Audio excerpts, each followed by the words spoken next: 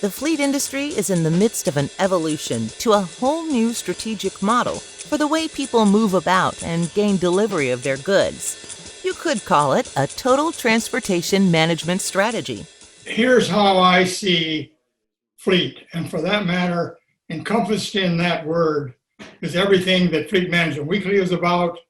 everything that the associations are about, even everything that the manufacturers are about, or more so probably than ever. And that is that what I see going on with what used to be called disruptors, and they've become so mature and prevalent that the D word doesn't really have all that impact anymore. People just they don't even capitalize it. They just, disruptor. And so what's happened with that part of it is that the disruptors have been able to integrate and infiltrate themselves into the transportation delivery model, even in spite of the pandemic and all the things that are going on and going forward. With that kind of background, what I'm seeing is what one might characterize as an amalgamation, a consolidation, a migration, a whole new strategic model for the way in which people move about and gain delivery of their goods. So that's the key part of it, how people move about and how they get their goods to go with them. So with that in mind, what I've been really observing and seeing almost every day is companies like Carvana coming in there, companies over on the fleet side coming over there, and all of a sudden they're going from being funders, for example, in fleet. Fleet has primarily been composed of companies that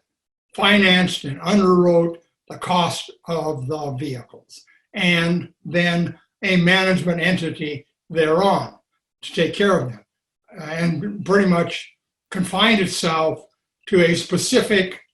managerial function, and that is figuring out how to buy vehicles right, how to maintain them, how to distribute them, how to support the people that are sitting in them driving around.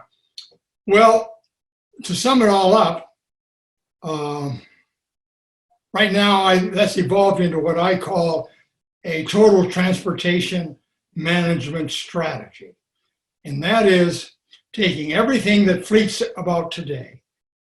everything that's going on in the so-called retail channel with these disruptors,